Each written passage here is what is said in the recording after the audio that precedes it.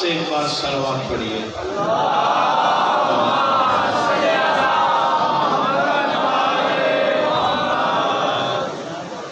اعوذ باللہ من الشیطان الرجیم. بسم اللہ الرحمن الرحیم.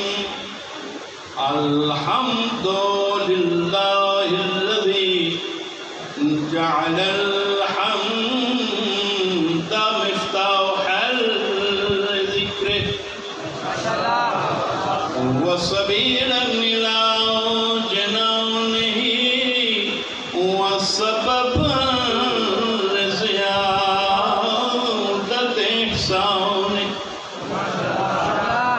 والصلاة والسلام والتحیۃ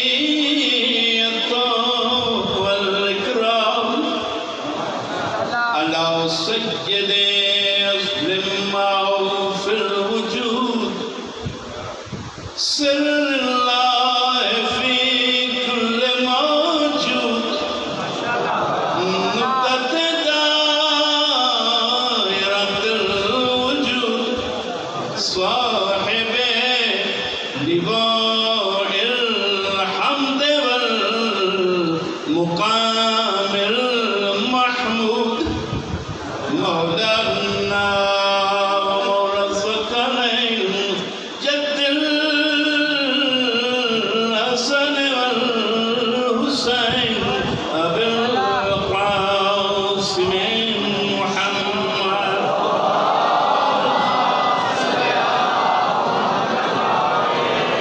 وآل بيته الطيبين الطاهرين الصادقين الشافعين المظلومين الذين أذهب الله عنهم الرجس وطهرهم تطهيرا.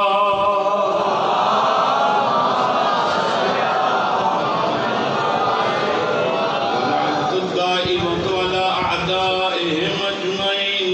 أما بعد فقد قال الله تبارك وتعالى في محكم كتابه المبين.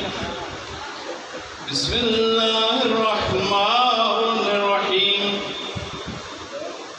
إنما أمره إذا أراد شيئا أن يقول له كن فيكون.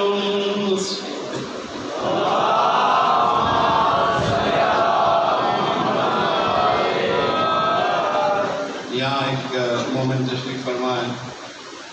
ذہن میں کچھ اور تھا کہ میں پڑھوں، مگر انہوں نے ایسا شام ایک سوال کیا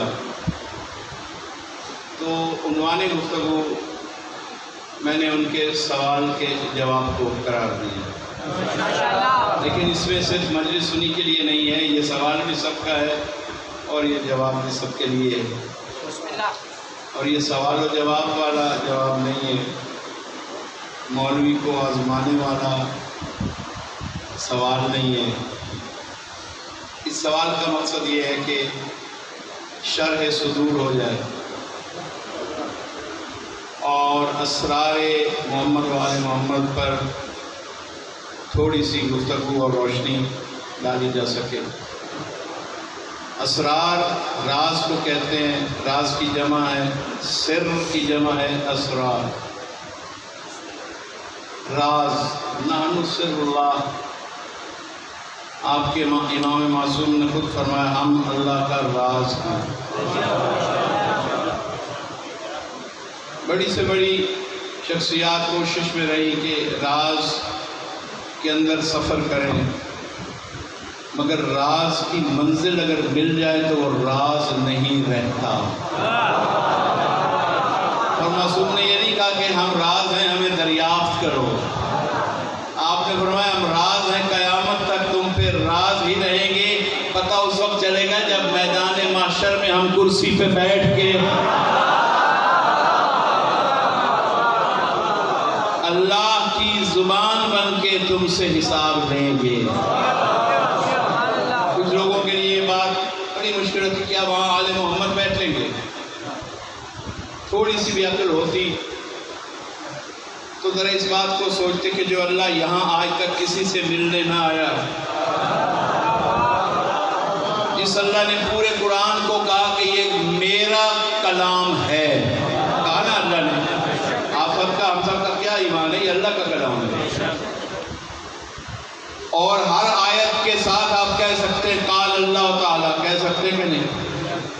ہم خطبے میں یہی کہتے ہیں، اما بعد فقط قال اللہ، کہ مقصد یہ ہے کہ اللہ نے یہ فرمایا، اللہ کا یہ قول ہے، اللہ نے قول، یہ جو قیل و قال ہے یہ اللہ کا ہے۔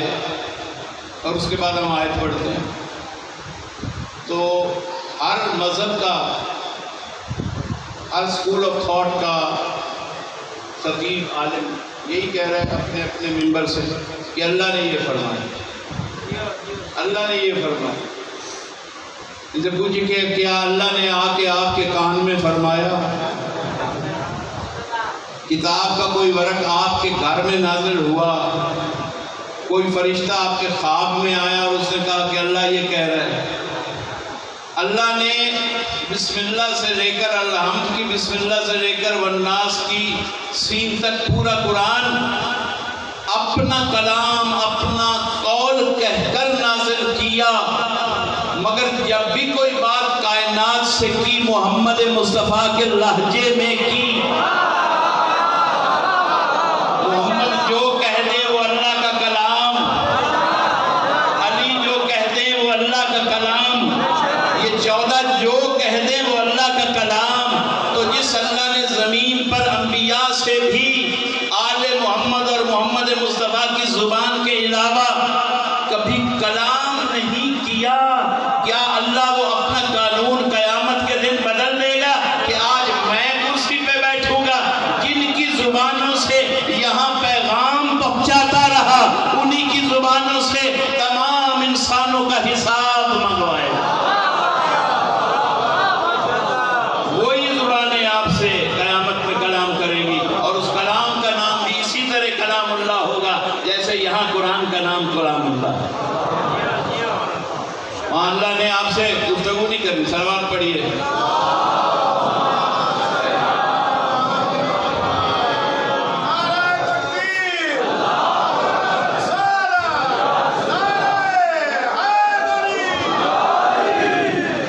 اور میں عرض کرتا چلوں، کچھ لوگ اس میں جو بہت غور سے سن رہے ہیں، وہ ایک سوال، میری گفتگو میں ایک سوال بنتا ہے، وہ اٹھائیں گے، اور اگر کسی نے غور سے نہیں سنا تو سوال میں نے اپنا جملہ غور سے پڑھا، اس لیے وہ سوال مجھے خود آ گیا کہ میں وہ سوال کر دوں کہ ابھی آپ نے کہا کہ وہ تو نبیوں سے بھی محمد والے محمد کے لہجے میں کلام کرتا ہے۔ تو ایک مولانا کوئی بھی آئیں گے، کہیں سے بھی آئیں، ایک صاحب تھے، ایک ادیب تھے، وہ ایسی باتیں کرنے والوں کو لکھتے تھے مولانا بفضل حولانا، کہ وہ صرف دھمکانے ہی آتے ہیں، ڈرانے ہی آتے ہیں۔ تو آواز ماشاءاللہ اب تو ہے ہی محدود، اب تو ہماری چار دیواری سے باہر جا ہی نہیں رہی کہ کسی حولانا کے کانوں تک جائے۔ لیکن عرض میں کروں گا کہ آپ سے کوئی بھی شخص کہہ سکتا ہے کہ یہ جیسے ایک ذاکری جملہ تھا، نبیوں سے تو اللہ خود کلام کرتا رہا، جبکہ قرآن میں بار بار ہے کہ موسیٰ کوہ طور پہ جاتے تھے، اور کسی سے کیا ہو نہ کیا ہو، موسیٰ سے تو اللہ نے خود کلام کیا ہے کوہ طور پر، قرآن میں ہے نا۔ تو قرآن حضور سمجھ میں نہیں آتا اس لیے کہ آپ کے گھروں میں نازل نہیں ہوا۔ آپ ترجمے سے کہتے ہیں میں قرآن سمجھ میں آگے نہیں آ سکتا، ترجمہ کرنے والا اپنے ظرف کے مطابق ترجمہ کرتا ہے، لغت کی محدودیت کے اندر رہ کے ترجمہ کرتا ہے۔ اللہ نے کسی لغت کی حدوں میں اور بریکٹس میں گفتگو نہیں کی، اللہ نے اپنی شان سے اور اپنی وسعت کے مطابق اپنی بے قراری کے مطابق اللہ نے گفتگو کی ہے قرآن میں، اور ہم اس کی وسعتوں کو نہیں سمجھ سکتے چونکہ ہم محدود ہیں، اس لیے ہم کیسے ترجمہ کر رہے ہیں قرآن؟ تو ترجمہ گزارا کر رہے ہیں، ترجمہ کر کے کہ اللہ نے تقریباً یہ کہا ہے نا، اس کے حقیقت جو وہ چاہتا ہے وہ ہم تک نہیں پہنچی، پوری طرح نہیں پہنچی، اور وہ ہماری بشری نارسائی ہے، ٹھیک ہے نا؟ چاہے وہ کوئی عالم ہو کہیں بیٹھا ہو، وہ بھی نارسا ہے، اس منزل تک نہیں جا سکتا جس منزل پر کعبہ قوسین والے گئے۔ تو اللہ کی باتیں اصل میں کیا چاہتا ہے وہ کہنا، وہ کعبہ قوسین پہ جانے اور آنے والے بتا سکتے ہیں، یعنی جس ادارے نے وہ کتاب بھیجی، اسی ادارے نے جنہیں پڑھا کے معلم بنا کے زمین پر بھیجا، وہ اللہ کے بنائے ہوئے معلم اللہ کی بنائی ہوئی کتاب کا ترجمہ، مفہوم، اس کی تشریح، اس کی تعبیر ہم سے بیان کر سکتے۔ تو حضرت موسیٰ نے کلام کیا، بے شک کیا، بات سرسری ہے، اللہ قرآن میں اشارے دیتا ہے، نبی اور معصوم آپ کے ائمہ تحریر ان اشاروں کو کھولتے ہیں۔ تھوڑی سی اس کی تشریح میں کر لوں، جو سمجھتے کہ نہیں مجھے قرآن سے سمجھ آ گئی کہ اللہ ہی کلام کرتا تھا، آپ مجھ سے کوئی اور بات نہ کریں۔ اللہ نے کہا اقیموا الصلاۃ پڑھ کے دکھا، اللہ نے کہا روزہ رکھ کے دکھا، اللہ نے کہا حج کر، اس قرآن سے حج کر کے دکھا، مناسک حج اس کی تفصیل قرآن میں نہیں ہے۔ اقیموا الصلاۃ، صلاۃ ہے کیا؟ لغت ڈکشنری کو نے لکھا ہوگا دعا مانگنے کو کہتے ہیں صلاۃ، اس لیے انگریزی والوں نے لغت کی بنا پر اس کا ترجمہ پریئر کر دیا، اور دعا مانگے وہ بھی پریئر، نماز بھی پریئر، جبکہ صلاۃ ہے تو دعا۔ سورہ الحمد نے ہر رکعت کو دعا بنا دیا، مگر یہ دعا عام دعا نہیں کہ آپ بیٹھ کے مانگ دیں، یہ دعا ہے ایک مخصوص، جس کے آداب ہیں، جس کی شرائط ہیں، وضو ہے، سمت قبلہ ہے، کعبہ کی سمت کھڑے ہوں، وقت مقرر ہیں، اس وقت میں یہ، اس وقت میں ظہر، یہاں فجر، یہاں ظہر، یہاں مغرب عشاء۔ تو یہ دعا ایسی ہے کہ ایک تو وقت مقرر، ایک تو سمت مقرر، اور پھر پورا مقرر کہ پہلے نیت کرو گے، پھر تکبیرۃ الاحرام کہو گے، پھر تمام ارکان صلاۃ۔ اب اتنا وقت نہیں کہ میں نماز سکھاؤں ارکان سمیت، لیکن اتنا تو آپ جانتے ہیں کہ اگر ان ارکان میں سے کوئی ایک رکن بھی چھوٹ جائے تو نماز باطل ہو جاتی ہے۔ دعائیں آپ مانگ رہے ہیں، ایک دعا بھول گئی ہے، دعا رد نہیں ہوگی۔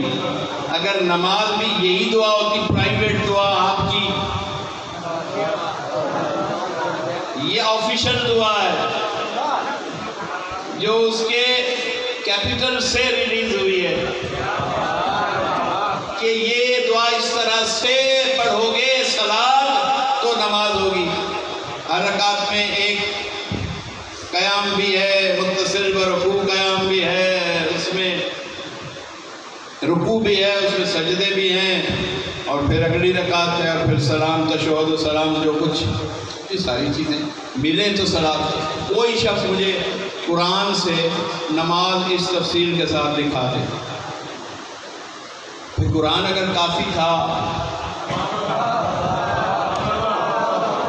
تو کم سے کم نماز میں قرآن میں سے جو سب سے پہلا عمل جس پر سوال ہونا ہے قبر میں وہ ہے نماز۔ کم سے کم قرآن سے نماز ہی لے آؤ۔ ہاتھ کہاں رکھنے ہیں؟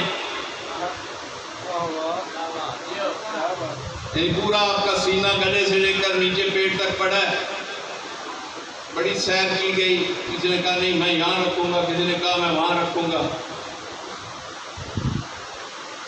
یہ نہ سوچے کہ اللہ نے کسی مصیبت مشکل میں مسلمان کو نہیں ڈالا، کہا جیسے تم پیدا ہوئے ہو ہاتھ کھلے کے ساتھ، جیسے کھلے ہاتھوں کے ساتھ مر کے آؤ گے، بس اسی طرح کھڑے ہو کہ میری بارگاہ میں نماز پڑھ لیا کرو۔ تو ایک ہر چیز کا طریقہ، ایسی پڑھو. اپنی طرف سے تم کچھ بھی شامل نہیں کر سکتے. ایک رکعت تو بہت بڑی چیز ہے. ایک رکوع شامل کر دیں نیا, 3 سجدے دے دیں. بھئی آج تو سبحان ربی الاعلیٰ 2 دفعہ کہنے کے بعد دل نہیں بھرا, تھوڑا سا اور کہہ لوں, نماز اسی وقت رد. اس لیے کہ تم نے گویا کی تو میری ہی تعریف اللہ کہے گا, مگر میرے حبیب اور آل محمد کے طریقے سے ہٹ گئی.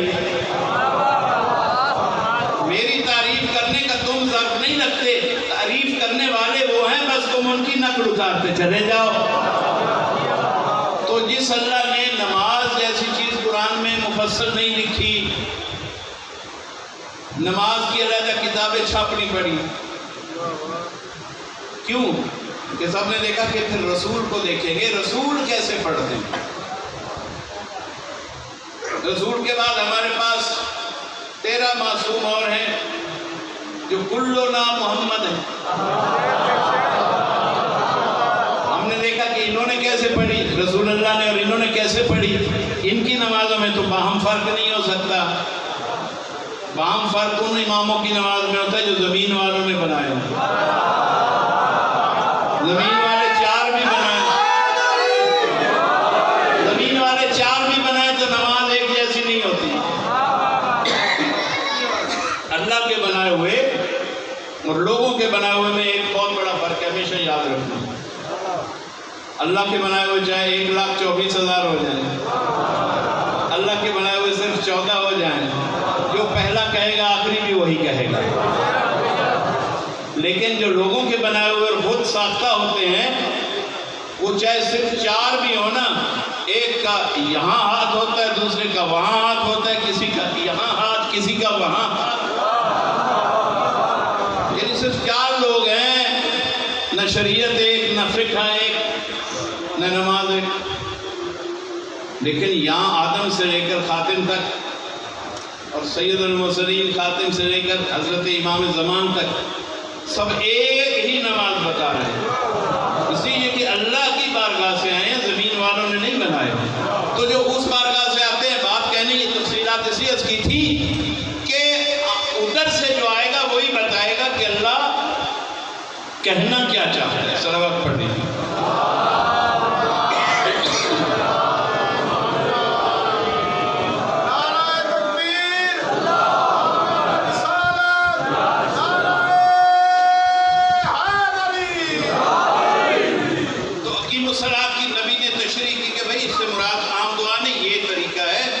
یہ 2 رکعت, یہ 4 رکعت اس طرح کرو گے تو نماز ہوگی.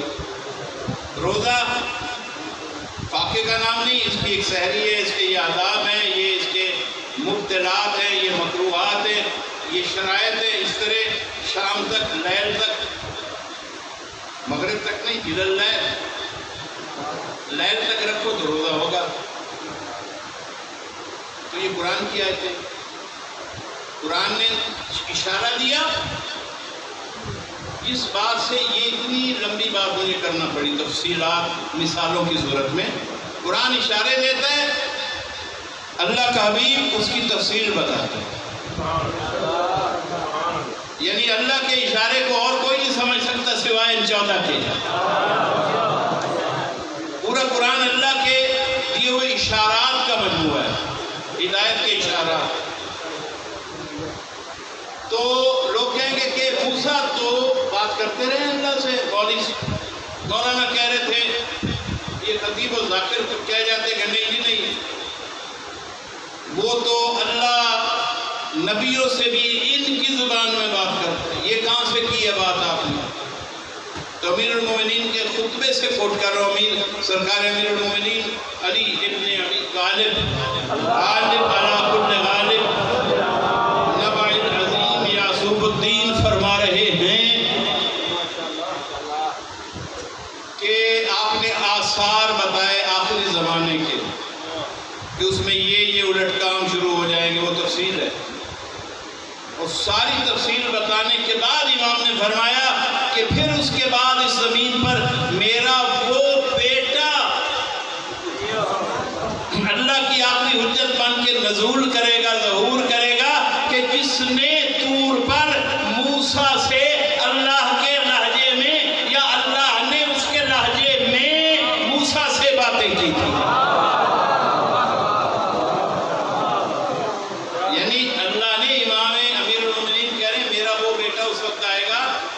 کہ جس نے موسیٰ سے کلام کیا تھا، تم سمجھتے اللہ خود بولا تھا؟ اللہ خود بولے تو زبان کا محتاج، لبوں کا محتاج، یعنی یہ بحثیں بہت گہری ہیں اور طویل ہیں علماء کے درمیان۔ اللہ الصمد وہ کسی چیز کی احتیاج نہیں رکھتا۔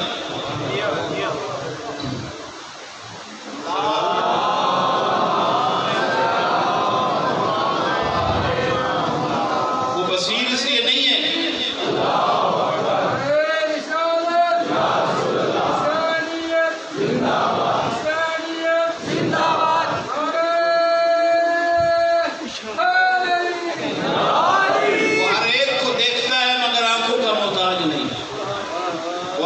سنتا ہے مگر کانوں سے نہیں سنتا۔ بہت سی دعاؤں میں یہ الفاظ ہیں معصومین کے کہ اے اللہ تیری یہ صفت، تو سنتا ہے، تو دیکھتا ہے، تو قربت اختیار کرتا ہے اپنے آپ کی مگر اعضاء کے بغیر، تو اعضاء سے بے نیاز ہے۔ تو اگر صوت اللہ کی صوت ہو اور وہ اظہار فرمائے، موسیٰ سے کلام کرے، تو دو چیزیں روک رہی ہیں کہ موسیٰ سے خود بولے۔ ایک تو اس کی شان نہیں ہے کہ وہ خود کلام کرے، اعضاء سے مبرہ ہے، مگر وہ صوت کسی بھی چیز سے پیدا کر سکتا ہے۔ دوسری چیز کہ وہ اس درخت میں یا کسی چیز میں جہاں سے آواز آتی تھی، اللہ حلول نہیں کرتا کہ اس میں حلول کر گیا تھا رب، اس درخت سے اللہ کی آواز آ رہی ہے۔ یقیناً اللہ نے ہر جگہ پہ اپنے مظہر جو بنائے ہیں نا، محمد و آل محمد، ہر مقام پہ اپنے کام ان سے، ان کے ذریعہ سے ظاہر کرتا ہے۔ یہ اتنی نفیس اور باریک بات ہے، یہیں سے جاہل اور وہ لوگ پیدا ہوتے ہیں کہ وہ کہتے ہیں کہ پھر یہی اللہ ہے۔ بچہ اللہ دیتا ہے نا ہر ماں باپ کو، وہ کہتے ہیں کہ نہیں یہ بچہ مجھے میرے صرف ابا نے دیا ہے۔ یعنی ایک بچہ یہ نہیں کہہ سکتا میں صرف ابا کی تخلیق ہوں، یہ صرف ماں کا کارنامہ ہے۔ آپ کا عقیدہ ہے، آپ مومن ہیں، مسلم ہیں، آپ کہیں گے کہ اللہ نے مجھے تخلیق کیا، لیکن اللہ نے ہر چیز کو وسیلوں کا پابند کیا۔ شادی کے بغیر بیٹھ کے کہتے ہیں یا اللہ تو اپنے ایک بیٹا دے دے، تو ہر ایک آپ سے کہے گا کہ پہلے وسیلہ اختیار کرو،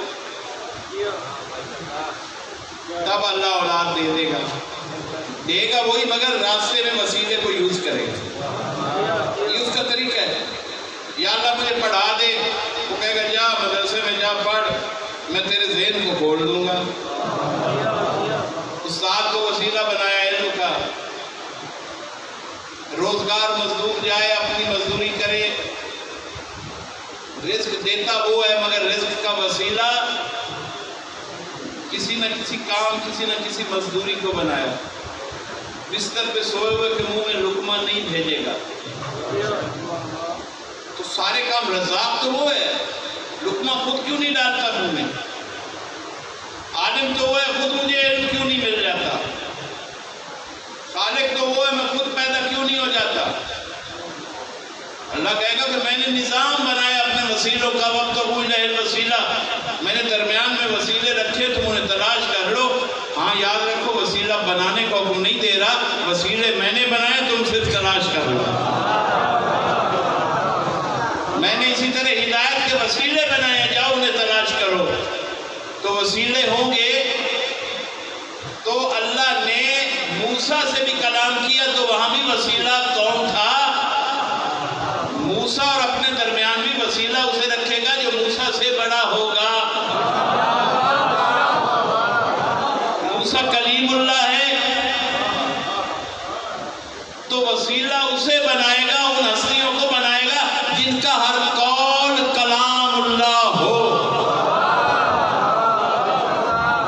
اور جب اللہ کا کلام بن کے وہ خطاب کریں گے تو حضرت حضرت موسیٰ کلیم بن جائیں گے جب گفتگو ہوگی. صلوات پڑھیے محمد والے.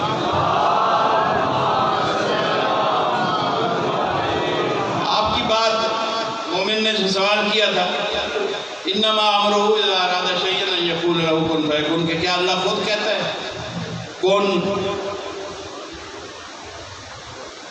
اللہ فرما رہے کہ انما امرہ، بے شک اللہ کا امر حکم یہ ہوتا ہے، اللہ کا حکم یہ ہوتا ہے اذا ارادہ، جب وہ ارادہ کرے کچھ کرنے کا، تو انما امرہ، یہ اس کا امر کیا ہوتا ہے؟ اذا ارادہ شیئا، کسی شے کا جب ارادہ کرے، اذا ارادہ شیئا ان یقول لہ، اس چیز کے بننے کے لیے وہ کہتا ہے کون؟ فیکون، وہ ہوتا ہے. اصل میں اللہ ارادے کا مالک ہے، اس کا اسم ہے مرید. تو اللہ ارادہ فرماتا ہے اور وہ کہتا ہے میں کون کہتا ہوں. اب یہاں کے لوگوں کو مغالطہ ہوتا ہے کیونکہ آل محمد کے دروازے سے تفسیر نہیں پوچھی، تعویل نہیں پوچھی، تو بظاہر ترجمہ یہ کہ میں کہتا ہوں. تو اللہ تو خود اگر کاف اور نون کا محتاج ہو گیا نا، کون کہے تو شاید بنے. وہاں اللہ کہتا ہے کہ میں تو کسی بھی چیز کا محتاج نہیں، تو میں تو ارادہ کرتا ہوں، اور جب کام اس ارادے کو فعل بناتا ہوں تو اس وقت اس کام کو کسی نہ کسی وسیلے کے ذریعہ سے مکمل کرتا ہوں. میں تمہیں مارتا ہوں، میں ارادہ کرتا ہوں کہ اب موت آئے، وسیلہ اسرائیل کو بناتا ہوں، وہ جا کے روح قبض کرتا ہے. میں رزق دینا چاہتا ہوں، میکائیل کو وسیلہ بناتا ہوں، وہ جا کے تمہیں رزق پہنچاتا ہے.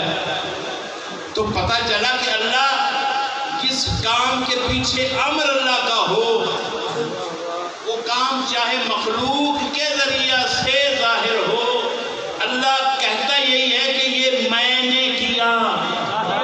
ہم اللہ کی پالیسی کو جان چکے ہیں، اس لیے کہتے ہیں یا علی مدد. ہم جانتے ہیں کہ اللہ کی مدد کا مظہر صرف پوری کائنات میں علی ہے.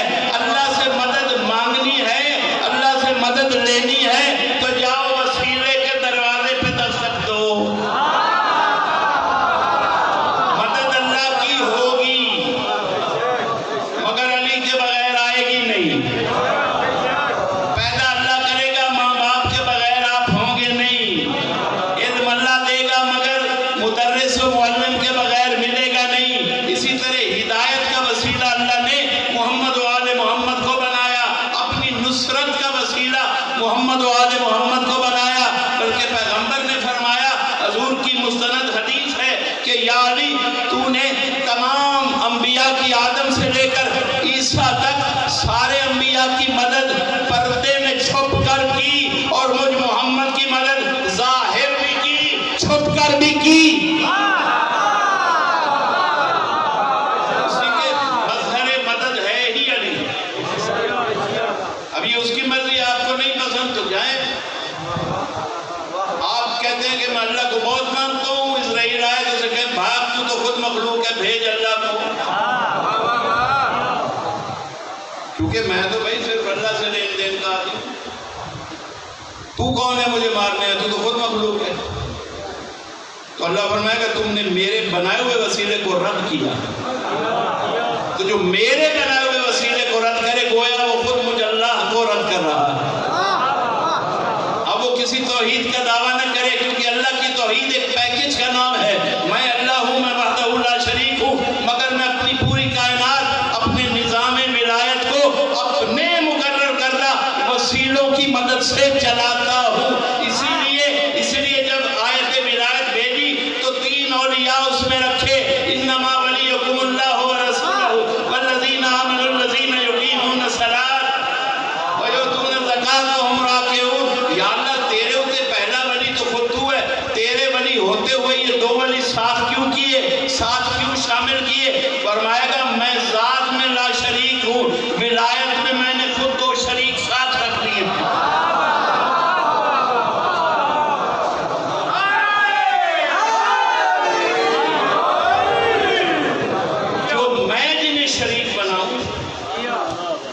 اور جس کام میں بناؤں تم میرے شریکوں کو اپنے شریکوں جیسا نہ سمجھنا، وہ میرے پیکج کا حصہ ہے، میرے نظام ولایت کا حصہ ہے۔ آقا خمینی علیہ الرحمہ اس صدی کے عظیم مجاہد، ایک صاحب مولانا انہی دنوں میں کہیں ملے تھے ہمیں، یعنی آپ کی اپنی رائے بھی چونکہ ملکوں کے ساتھ زیادہ اٹھتے بیٹھتے ہیں تو آقا خمینی کو شاید جانتے بھی نہیں اتنا، صرف یہ جانتے ہیں کہ ایک مولوی صاحب تھے، انہوں نے یہ کیا وہ کیا، کئی لوگ مولویوں کے خلاف ہیں، اماموں کے خلاف ہیں، وہ فوراً منہ کھول کے کچھ نہ کچھ ہے، یہ فلاں یہ فلاں یہ فلاں۔ ٹھیک ہے، یہ جہالت ہے، شیعہ ہو کے جہالت زیب نہیں دیتی، یہ دروازہ علم ہے، یہاں پہ علم کی قدر کرنا سیکھیں۔ یہ وہ لوگ ہیں کہ جب آقا خمینی کی وفات کا وقت آیا تو عقائد الفائدانی بتاتے ہیں کہ میں نے خواب دیکھا کہ پیغمبر آئے ہیں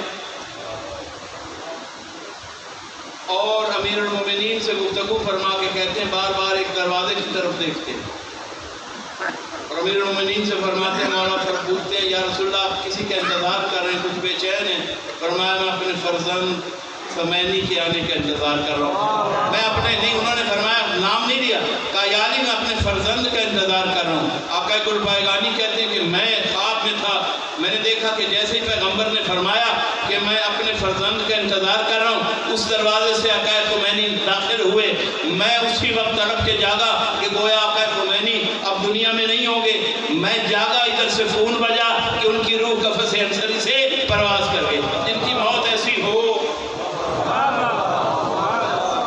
ہے کوئی ملنگ ایسا کہ اللہ کا رسول کہے میں اپنے بیٹے کا انتظار کر رہا ہوں؟ یقیناً ملنگوں میں بھی ایسے بہت ہیں، میں یہ نہیں کہتا، راز ہیں، یہ راز ہیں، لیکن کسی بھی اللہ والے پہ منہ کھول کے بات مت کیا کریں۔ آپ کو کیا پتا کہ اللہ کا نبی اسے کیا سمجھتا ہے، اللہ کا امام اسے کیا سمجھتا ہے، اللہ کا بنایا ہوا امام۔ اب یہ بات کہ اللہ نے ولایت میں انہیں شریک کیا، اور آخری بات، اس کے لیے میں نے کچھ اور پڑھنا تھا، میرا خیال میں جواب تو ہو گیا کہ اللہ وسیلے سے ظاہر کرتا ہے، کون بھی وسیلے سے کہلواتا ہے، اسی لیے کون کہنے والے اگر قالین پر بنے ہوئے شیر سے کہہ دیں کہ ان کا کہنا کہ اسی کا نام ہے کن، یہ کن ایسا نہیں کہ وہ صرف کن کن کن کہہ رہے ہیں،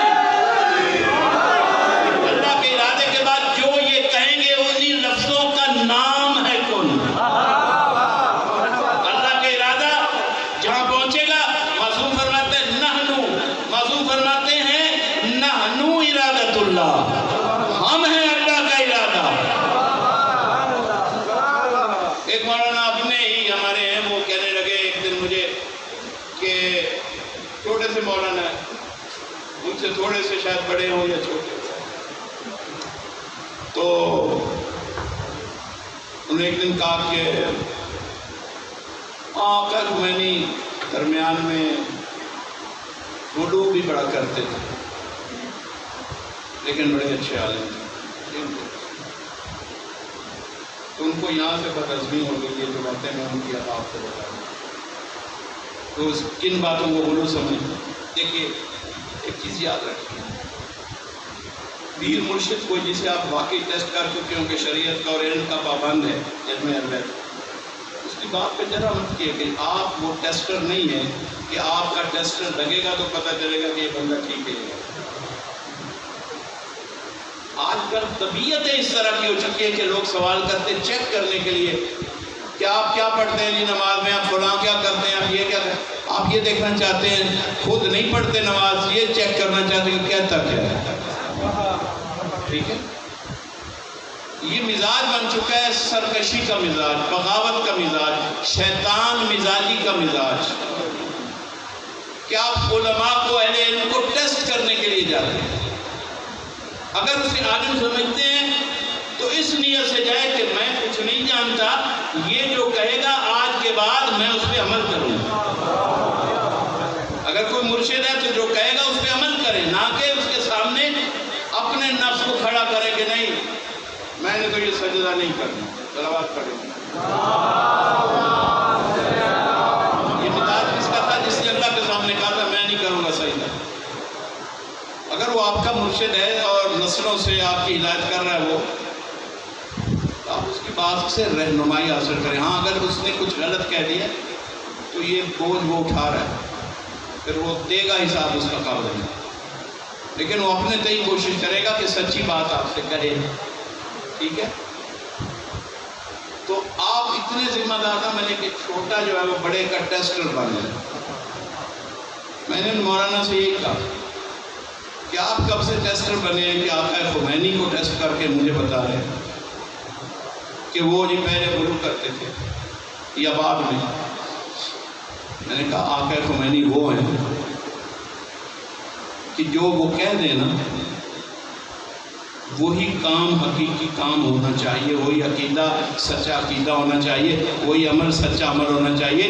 چونکہ وہ ہم سے کہیں آگے ہیں، کئی منزلیں بلند ہیں، علم میں، تجربہ میں، جہاد میں، ہر چیز میں. وہ اتنے پختہ ہیں اپنے عمل میں اور اتنے دانا ہیں اپنی گفتگو میں اور اتنے ذمہ دار ہیں اللہ کی بارگاہ میں. انہیں پتا کہ میری بات پہ کروڑوں بندے عمل شروع کر دیں گے تو ذمہ داری اٹھائے گا کوئی شخص غلط بات کہہ کے، جس کو پتا ہو کہ میری ایک ایک بات پہ اربوں لوگ عمل کریں گے. چاہے کوئی جتنا بھی کسی نشے میں ہو، اس میں یہ طاقت نہیں، اللہ کے سامنے وہ کانپ جائے گا کہ میں 2 کروڑ لوگوں کے عمل کا بوجھ اٹھاؤں اور غلط ایڈوائز کر دوں. نہیں. میں نے کہا آپ کو یہ چاہیے کہ آپ ڈائیگنوز نہ کریں، آپ کی جو کیمسٹری پہلے ہے نا اسے آقا خمینی کی گفتگو سے ملا کے اپنی پچھلی کیمسٹری بدل دیں اور اپنی نئی کمپوزیشن کو سامنے دیں. کیونکہ میرا نظریہ تو ہے کہ میں جس کو صاحب علم مانتا ہوں، ہر ایک کو میں بھی نہیں مانتا، لیکن ہر ایک کا اپنا اپنا معیار ہے کہ وہ کس طرح سے جانچ کرتا ہے کہ کس کے پاس اہل بیت کا سچا علم ہے. یہ اللہ ودیت کر دیتا ہے، لیکن اس کے لیے بھی کچھ نہ کچھ علم ہونا چاہیے کہ آپ دوسرے کے علم کو جان سکیں. لیکن جب آپ کسی کو عالم مان لیتے ہیں پھر اس کی ہر بات کی تعمیل آپ پہ واجب ہو جاتی ہے، اس لیے کہ آپ ان کے مقابلے میں ایک سیکھنے والے ہیں، آپ ان کے ٹیسٹر نہیں ہیں. ان کو سن کے، ان کو دیکھ کے آپ اپنے عمل کو تبدیل کریں، یہ ہے آپ کی ذمہ داری. نہ یہ کہ یہ کہیں کہ نہیں بھائی میرا خیال تو ان سے نہیں مل رہا. اب وہ کون ہے کہ جو یہ مجھے بتا رہے ہیں کہ آیت اللہ خمینی جو تھے وہ بڑے غلو کرتے تھے؟ تو میں نے کہا وہ آپ کا جو حجامت کرنے والا نظریہ ہے نا، اس کی نگاہ میں وہ تکفیر کا جو نظریہ ہے اس کی نگاہ میں وہ غلو ہوگا، لیکن وہ اتنا پایا کا عالم ہے کہ اس نے زندگی کے کسی گوشہ میں نہ تکفیر کی ہے نہ غلو کیا ہے. ہاں اس کی بات کا قد اتنا بڑا ہے کہ آپ کی چھوٹی عقل وہاں تک جا نہیں سکتی.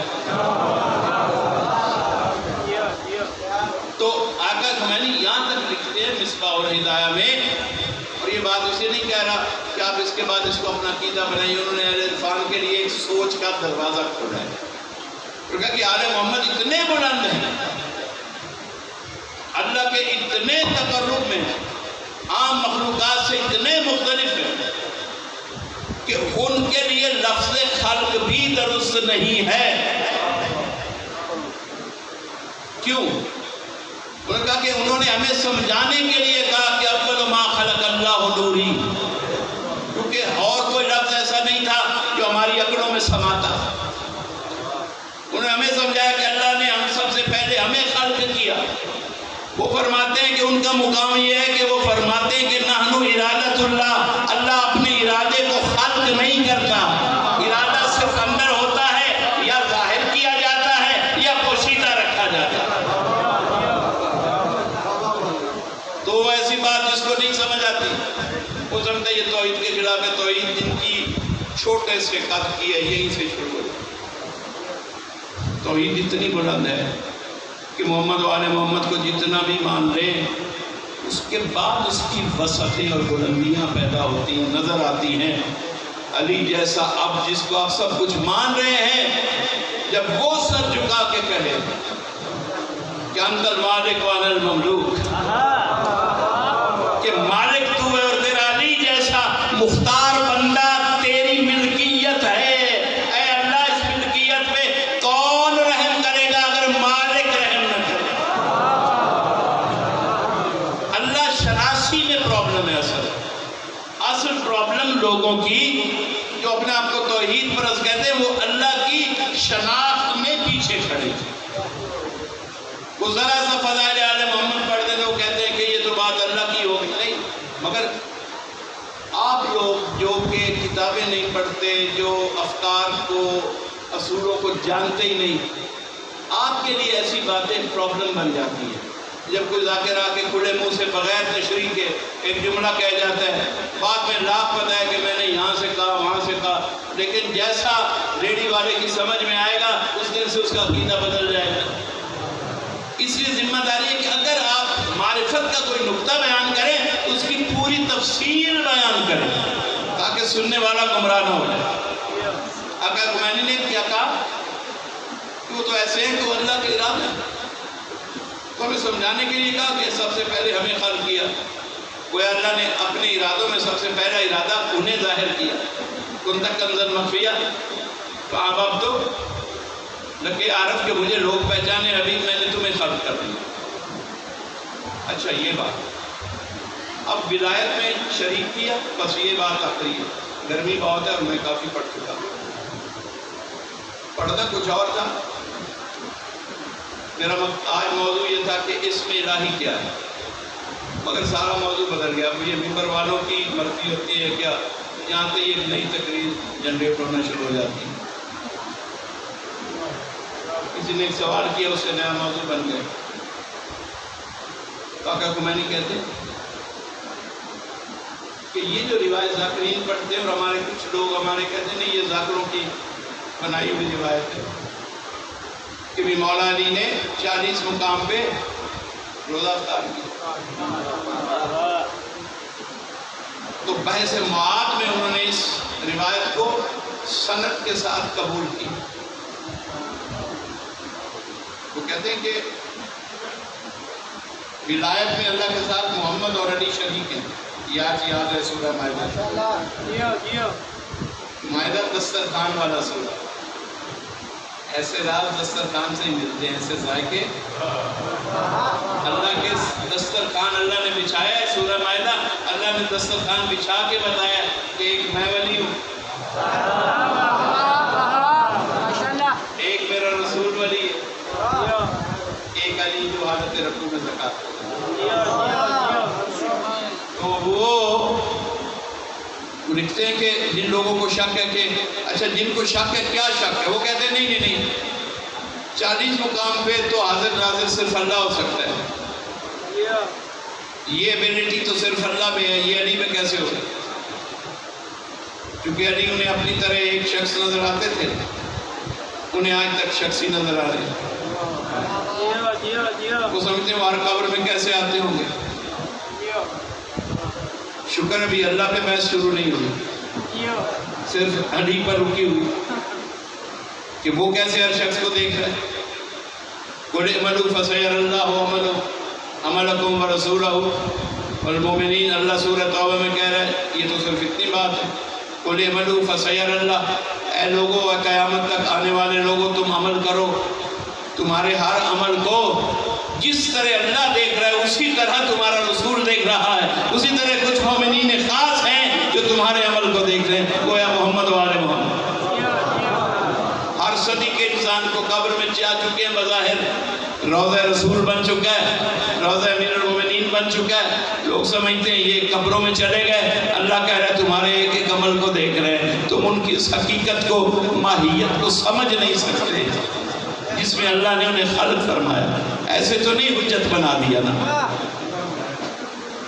بس اب وہ کہتے ہیں کہ دیکھیں انہوں نے اس پہ بحث کی اور دلیل دی، ان کا کہ وہ اسی کہتے ہیں کہ مخلوق میں یہ ایبیلٹی نہیں ہو سکتی کہ وہ 40 یا 1000 مقام پہ نظر آئے، یہ صرف خالق کی ایبیلٹی ہے، یہ ایک مخصوص نظریے کا عقیدہ ہے۔ انہوں نے اس پر بحث کی، ان کا یہ بتائیں کہ ڈاٹا کا دور ہے، کمپیوٹر کا دور ہے، ڈاٹا کلیکٹ کریں کہ 8 بجے کسی دن 8 بجے کا گننے، 7 بجے رکھ لیں، 6 بجے ایک ٹائم چنیں اور ڈاٹا کلیکٹ کریں کہ افریقہ سے لے کر امریکہ تک کتنے لوگ 8 بجے مرے۔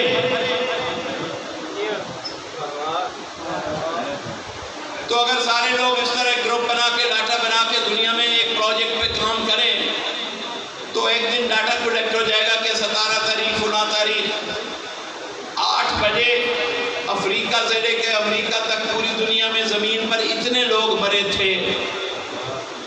تو تعداد اندازہ کیا ہے؟ لاکھوں میں آئے گی یا ہزاروں میں؟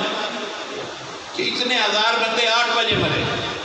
اب انہوں نے یہاں یہ پوچھا کہ بتائیے، ہر مسلمان مانتا ہے کہ اللہ خود روح قبض کرنے نہیں جاتا،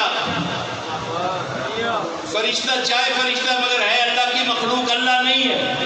آپ کہتے ہیں کہ اللہ کے سوا مخلوق میں یہ طاقت نہیں ہے کہ وہ کئی مقامات پہ حاضر ہو۔ انہوں نے کہا کہ وہ جو 1 لاکھ مقامات پہ لوگ مرے، اسرائیل ایک مقام پر پورے 1 لاکھ مقامات پر پورے 8 بجے موجود تھا۔ اب انہوں نے کہا اسرائیل کون ہے؟ پہچانو، اے فرشتہ فرشتہ کہہ کے مستی میں رہنے والوں، اللہ نے ولایت کا شریک ان فرشتوں کو نہیں بنایا، ولایت کا شریک، حکومت کا شریک یا خود کو رکھا، یا محمد مصطفیٰ کو بنایا، یا علی کو بنایا۔ تو ایک جو فرشتہ ہے وہ ولایت حکومت ہے، وہ حکومت کا ملازم ہے۔ ایک ملازم اگر 1 لاکھ مقامات پہ جا کے بیک وقت روح قبض کر سکتا ہے تو ایک حاکم جو ولایت الہیہ کا حصہ دار ہے، اگر وہ چاہے تو لاکھوں مقامات پر کیسے نظر نہیں آ سکتا۔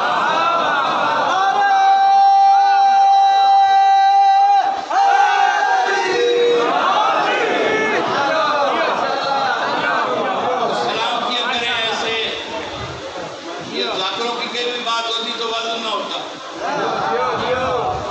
کوئی ظاہر اس کے پاس علم نہیں ہے، لیکن ایک مرجع وقت کہہ رہا ہے، ایک فیلسوف اصل یہ بات کر رہا ہے، وہ کچی بات کرنے والا بندہ نہیں ہے، قیامت تک اپنے جملوں کا ضامن ہے۔ تو وہ یہ بتا رہے ہیں، سمجھا رہے ہیں کہ آل محمد کو اپنے جیسا مت سمجھو۔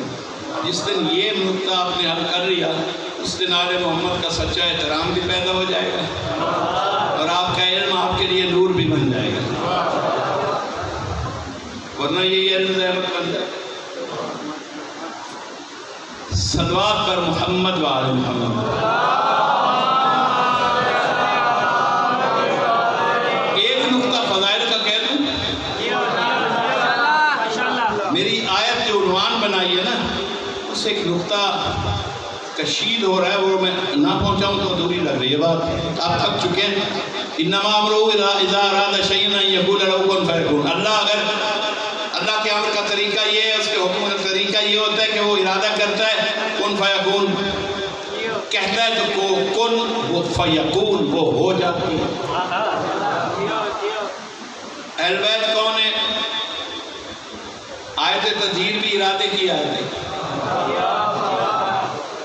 یہ جو انما امرہ اذا اراد، یہ بظاہر توحید کی شان بیان کر رہے ہیں، لیکن کلام معصوم کے سینے میں اتر کے دیکھیں تو پورا نظام ولایت اس آیت میں پڑا ہوا ہے کہ نظام کیسے چلاتا ہے اللہ، اور کس کس کو ولایت میں جب شریک رکھا ہے تو کہاں کہاں وہ اختیار ان کو دے کر بھیجا ہے کہ وہ ان کاموں پہ اپنا اختیار ظاہر بھی کریں، چاہیں تو ظاہر کریں، چاہیں تو چھپا لیں۔ مگر اسی ارادے سے مجھے وہ آیت یاد آ رہی، انما یرید اللہ لیذھب عنکم الرجس اہل البیت ویطہرکم تطہیرا۔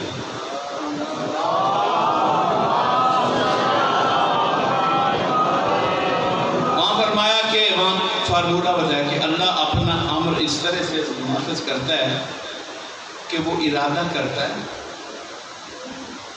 اور ارادے کے بعد فیکون لہو، اور پھر ارادہ کرنے کے بعد کہتا ہے کن، اور وہ فیکون وہ ہو جاتی ہے. وہ کہتا ہے ہو جا، وہ ہو جاتی. یہاں اللہ نے فارمولہ بیان کیا سورہ یاسین. آیت تطہیر میں اس کا اطلاق بیان کیا، اس کی امپلیمنٹیشن بیان کی. وہاں فارمولہ کہ طریقہ یہ ہے، اور یہاں طریقہ پہ عمل کر کے دکھایا کہ میں نے کہا میں اس طرح کرتا ہوں، ارادہ اسے عمل بنا دیتا ہوں، وہ کن ہوتا ہے، کن کہا جاتا ہے، وہ فیکون ہو جاتی. اور میں یہاں انما یرید اللہ، اللہ کا تو ارادہ ہے، وہ ارادہ کرتا ہے. کون کون سا؟ یہاں وہ ان میں سے ایک ارادہ ظاہر کر کے بتا رہے ہیں کہ ان ارادوں میں ایک ارادہ یہ ہے کہ انما یرید، اللہ کا تو ارادہ ہے لیذھب عنکم الرجس، کہ اے اہل البیت تم سے رجس کو دور رکھے. دو کام ہیں اس آیت میں. ارادے کا ایک حصہ کہ رجس کو دور رکھوں گا، یہ اللہ کا پہلا ارادہ ہے. تم سے رجس کو دور رکھوں گا، یہ ارادے کا پہلا حصہ. اور دوسرا حصہ وَيُطَهِّرَكُمْ تَطْهِيرًا، اور تمہیں ایسا پاک رکھے جیسا کہ پاک رکھنے کا حق ہے. اب وہ کتنے پاک ہیں؟ پہلے اللہ کتنا حق رکھتا ہے، پہلے اللہ کی طاقت کو سمجھ لے، پھر ان کے پاک ہونے کو سمجھ لے. اور ادھر اس نے کہا میرا ارادہ ہے ان کو پاک رکھوں اور رجس کو دور رکھوں. اب ہم سارے نجف سے لے کر یہاں تک آسٹریلیا تک چھوٹے موٹے ذاکر، مولوی، خطیب، مرجع مل کے اگر کوشش کریں کہ یہ شخص جو ہے نا یہ نجاست اور رجس کی طرف سے اٹھ کے آل محمد کے دروازے پہ آ جائے، اور وہ پوری دنیا کے اہل حق کی کوشش کے باوجود نہیں آ رہا، تو اہل حق وہیں سمجھ جاتے ہیں کہ یہ اس لیے نہیں آ سکا کہ وہ ہمارا ارادہ تھا کہ ہم اسے حق پر لے آئے. یہ اللہ کا ارادہ ہے کہ وہ رجس کو اس دروازے پہ آنے ہی نہیں دے.